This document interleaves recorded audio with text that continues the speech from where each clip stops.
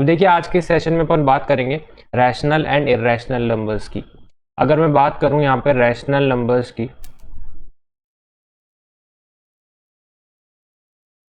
और irrational numbers की,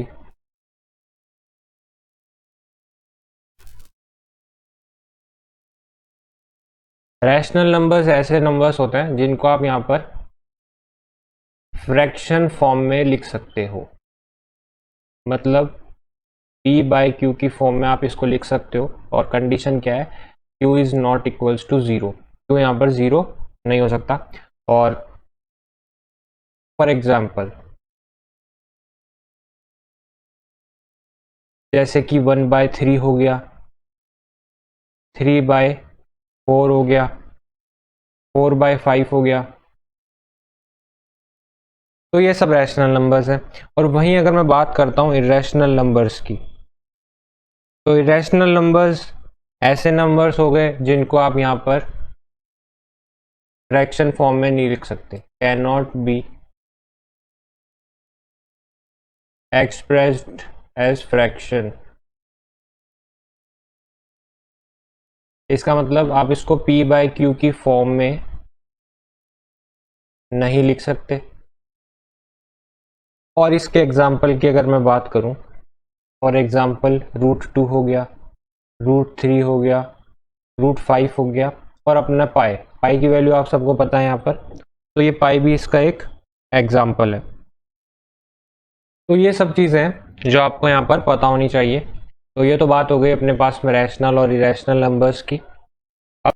अब देखो अपनी मोस्ट इंपॉर्टेंट थ्योरम, थ्योरम 1.4, जिसके अंदर अपन को प्रूफ करना है यहाँ पर कि जो √2 है वो क्या है, एक इरेशनल नंबर है। तो इसको प्रूफ करने के लिए जस्ट इसका अपन उल्टा मानेंगे, तो अपन लिखेंगे यहाँ पर लेट अस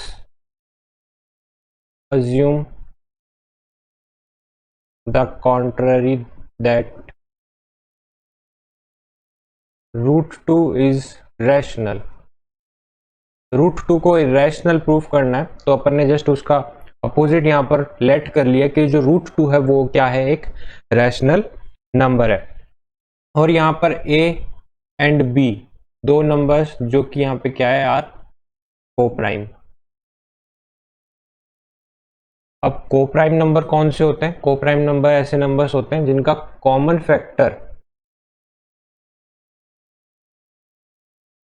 फैक्टर कितना होता है, यहाँ पर केवल 1 होता है।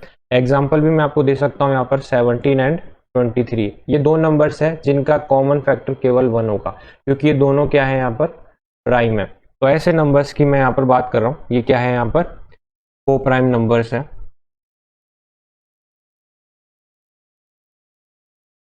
तो अब देखो ए और बी क्या हो गए, यहाँ पर को प्राइम हो गए। तो अपन लिखेंगे यहाँ पर जो √2 है वो क्या है, यहाँ पर a अपॉन बी के इक्वल में है, और b क्या है यहाँ पर नॉट इक्वल्स टू 0।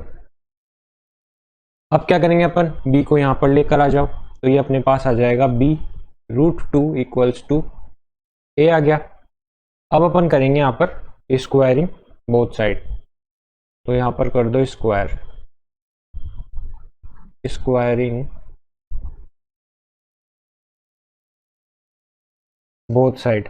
दोनों तरफ स्क्वायर करने पर अपने पास में b √2 का स्क्वायर कर देंगे और यहाँ पर a का भी स्क्वायर कर देंगे, तो अपने पास में आ जाएगा 2b² equals to a square. 2b² बराबर किसके आ गया, अपने पास में a स्क्वायर के बराबर में आ गया। तो अब देखो यहाँ पर ये जो 2 है वो किसको डिवाइड करेगा, यहाँ पर a स्क्वायर को। तो इसके अंदर अपने पास में जो थ्योरम है अपनी थ्योरम 1.3, वो क्या कहती है कि कोई प्राइम नंबर अगर a स्क्वायर को डिवाइड कर रहा है तो वो a को भी डिवाइड करेगा। तो यहाँ पर क्या था, 2 डिवाइड्स a स्क्वायर। अगर ये प्राइम नंबर है 2, ये a स्क्वायर को डिवाइड कर रहा है तो ये a को भी डिवाइड करेगा। तो 2 डिवाइड a ऑल्सो, तो ये a को भी यहाँ पर क्या करेगा, डिवाइड करेगा। तो ये एक अपने पास में एक स्टेटमेंट आ गई थ्योरम 1.3 से, 2b² बराबर a स्क्वायर। तो अपन क्या करेंगे, अब ये जो अपने पास में 2b² बराबर a² आया, तो 2 यहाँ पर a को भी डिवाइड करेगा। तब अपन यहाँ पर लिखेंगे a बराबर 2c। मैंने यहाँ पर नंबर लिया 2c, और c क्या है यहाँ पर, एक इंटीजर है। c क्या है यहाँ पर, इंटीजर है। इंटीजर लिख दो यहाँ पर। अब मैं क्या करूँगा, ये जो वैल्यू आई अपनी a को, जो मैंने 2c लिखा है, मतलब 2 का मल्टीपल एक c ऐसा नंबर है, c यहाँ पर क्या हो गया, एक इंटीजर हो गया। तो इस a को मैं a² में रख दूंगा यहाँ। तो अपने पास में क्या आ जाएगा, 2b² बराबर में 2c का होल स्क्वायर, क्योंकि मैंने a की जगह रखा है तो इसका स्क्वायर कर देंगे अपन। तो स्क्वायर करने पर अपने पास में कितना बन जाएगा, ये जैसे अपन इसका स्क्वायर करते हैं तो ये आ जाएगा 2b² इक्वल में 4c²। ये आ गया अपने पास में। तो 2 से 4 को मैंने 2 टाइम काट दिया, अपने पास में आ गया यहाँ पर b² इक्वल टू 2c²। अब इससे क्या हुआ, इससे वापस से अपने पास में ये जो 2 है ये b² को यहाँ पर डिवाइड करेगा। तो वही अपनी थ्योरम यहाँ पर 1.3 यूज करेंगे अपन कि 2 डिवाइड्स b², तो 2 डिवाइड्स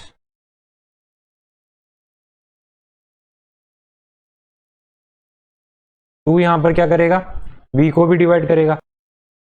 अब देखो ये जो 2 है ये b को भी डिवाइड कर रहा है, और ये जो 2 है ये a को भी डिवाइड कर रहा है। इसका क्या मतलब हुआ कि a और b जो है इनका एक फैक्टर, जो कि यहाँ पर 2 अपन को मिल गया, कि जो 2 है वो भी a और b का क्या है, एक कॉमन फैक्टर है।